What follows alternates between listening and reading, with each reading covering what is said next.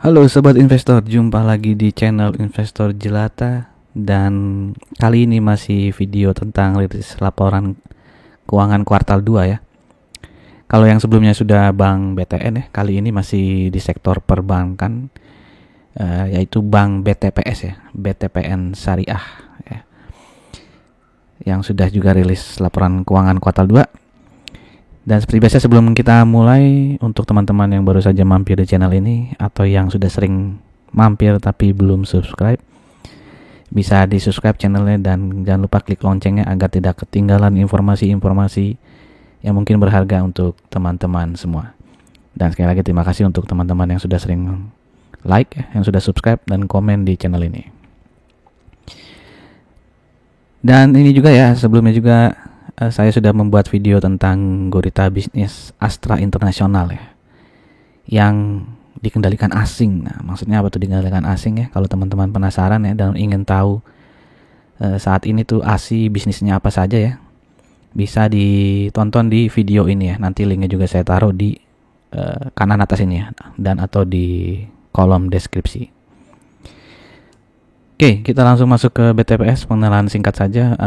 BTPN Syariah ini sahamnya 70% dikuasai oleh Bank BTPN ya, yang kode tikernya BTPN. 29,9%-nya oleh publik, dan ada treasury stock ya 0,01 ya. Mungkin ini hasil buyback ya, mungkin. Nah, Bank BTPN itu sendiri dimiliki oleh siapa ya? Nah, kita lihat ya, Bank BTPN itu sendiri dikuasai oleh Sumitomo Mitsui Banking Corporation ya. Ya, ini salah satu bank besar di Jepang ya. Lalu ada saham masyarakat ya, publik, yang di bawah 5% sekitar 5,24, lalu ada 1,02%-nya milik BCA ternyata nih ya. Ada juga BNI dikit ya, dan juga ada pribadi nih ya, Pak Ongki Wanajati sekitar 0,01%, dan juga ada yang kecil-kecil lain ya di bawah 0,01% ya, beberapa nama pribadi ya. Mungkin bisa teman-teman googling ya. Jadi intinya ya, BTPS ini berarti secara tidak langsung dikuasai juga oleh Sumitomo Mitsui Banking Corporation. Oke, di mana Sumitomo Mitsui itu tahun lalu kalau nggak salah gencar ada isu ingin mengakuisisi Bank Panin ya, walaupun nggak jadi ya. Saat itu ada isu yang seperti itu, terus Bank Panin tuh nggak salah sahamnya jadi naik ya, harga sahamnya, tapi akhirnya nggak jadi dibeli deh. Oke, dan di Indonesia si Sumitomo Mitsui Banking ini selain punya BTPN, dia juga ada yang ini ya, usaha kredit mobil maupun motor ya, yang cukup punya nama nih ya, Auto Kredit Mobil dan Auto Kredit Motor. Oke, kita langsung masuk laporan keuangannya, di mana di tahun 2022 ya, revenue dari BTPS ini naik 15% menjadi 5,39 triliun ya, dan profitnya juga naik cukup besar ya, 21,4% menjadi 1,78 triliun profitnya, dibandingkan tahun 2021 yang 1,47 triliun saja. Oke, jadi profit ini sudah lebih besar ya, profit tahun 2022 sudah lebih besar daripada profit sebelum pandemi nih. Di tahun 2019 profitnya 1,4 triliun ya, dan sekarang sudah 1,78 triliun. Oke, untuk laporan kuartal 2 2003 bisa dilihat di sini ya. Pendapatannya itu 2,8 triliun, di mana di periode yang sama di tahun lalu 2022 itu hanya 2,6 triliun. Jadi ada kenaikan 10%-an. Ya, tapi net profitnya turun ya 12%. Ya, jadi profit kuartal 2-nya hanya 752,5 miliar. Oke, lalu sedikit ada berita nih ya. Berita baru ya, lagi-lagi ya isu ya. Maksudnya masih rumor-rumor aja nih, berita baru 21 Juli 2003, di mana si BTPS ini memiliki membuat usaha juga yang usaha venture ya, di mana venture itu kan biasanya ngasih modal ya ke perusahaan-perusahaan startup ya. Nah, ini ada rumor kalau BTPS Syariah Ventura ini akan mengakuisisi satu startup di bidang ini ya, payment point online bank. Ya, jadi contohnya payment point online bank ini adalah misalnya Moka, Maju, bener nggak bacanya Maju ya? Ya, Mokanya sudah diakuisisi oleh Goto gitu ya. Nah, tapi itu masih belum dikasih tahu ya PPOB startup mana yang direncanakan akan diakuisisi oleh BTPS Syariah Ventura ini. Kalau di tahun 2022 si BTPS Ventura ini pernah melakukan investasi ya ke startup yang namanya dagangan ya, startup dagangan. Silakan teman-teman googling aja, mungkin kayaknya website-nya dagangan.com gitu ya. Ya, jadi tahun lalu dia sudah melakukan akuisisi atau melakukan pendanaan lah ya ke salah satu startup ya. Mungkin di tahun 2023 ini juga dia sedang mencari ya startup mana yang bagus untuk diberikan modal gitu ya. Oke, sekarang kita masuk ke rasionya ya, di mana BTPS dengan laporan keuangan kuartal 2 2023 tadi kalau disetahunkan itu PR-nya menjadi 11,41 ya. Dimana kalau dilihat historinya itu sempat menyentuh sampai 33 ya, 23 gitu ya. Ya, jadi kalau nggak salah BTPS ini IPO di 2018 ya, sekitar bulan Mei kalau nggak salah ya.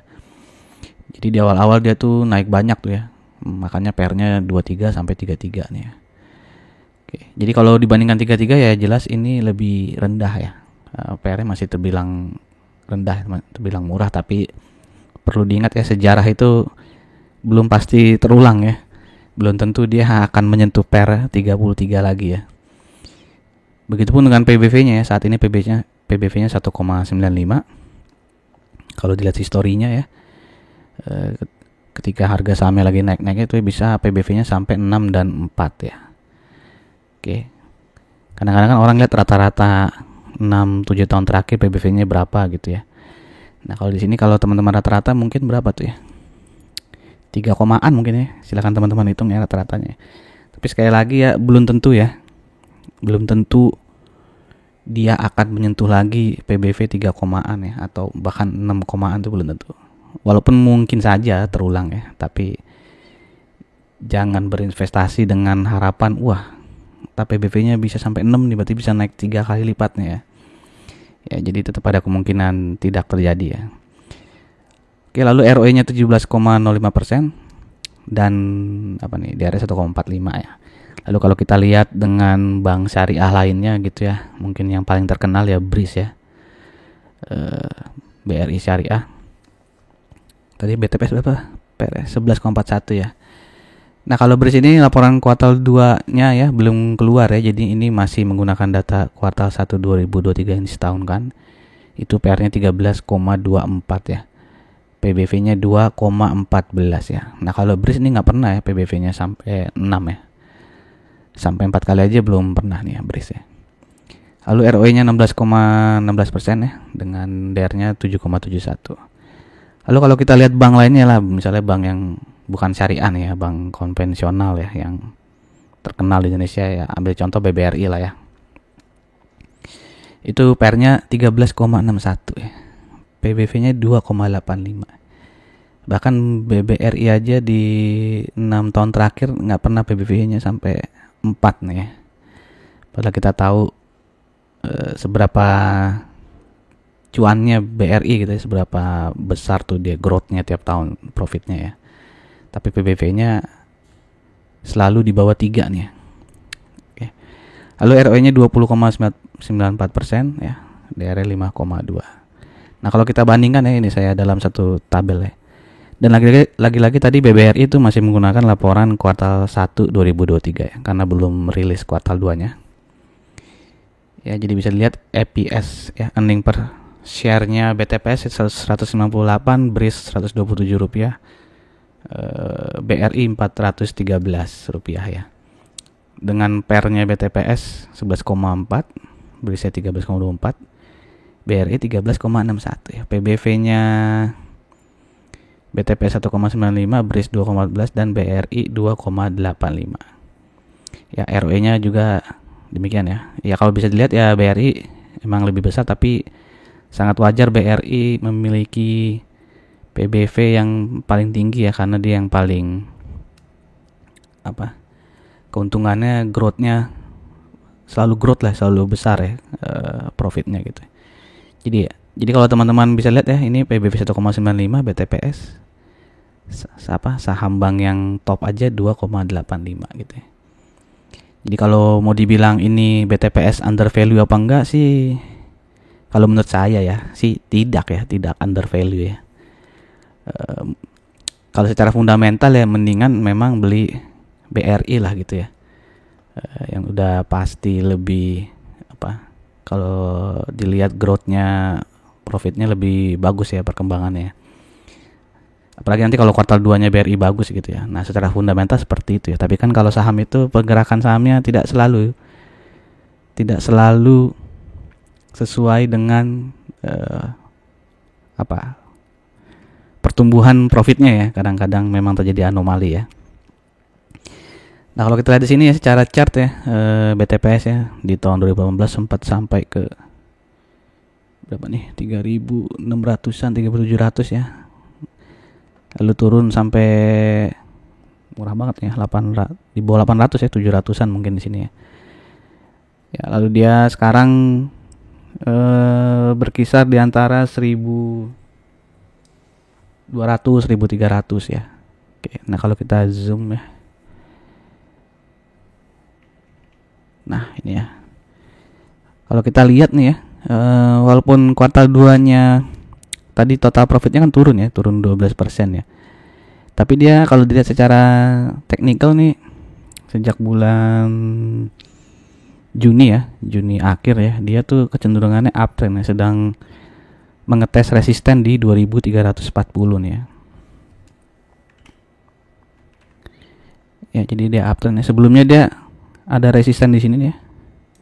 Yang 2150 itu kan berhasil ditembus nih ya di candlestick yang ini, dan bisa dilihat ini volumenya cukup besar ya dibandingkan sebelumnya nih ya, di sini nih. Jadi ada pertambahan volume yang sangat besar, dia break resisten juga dengan volume yang sangat besar gitu ya.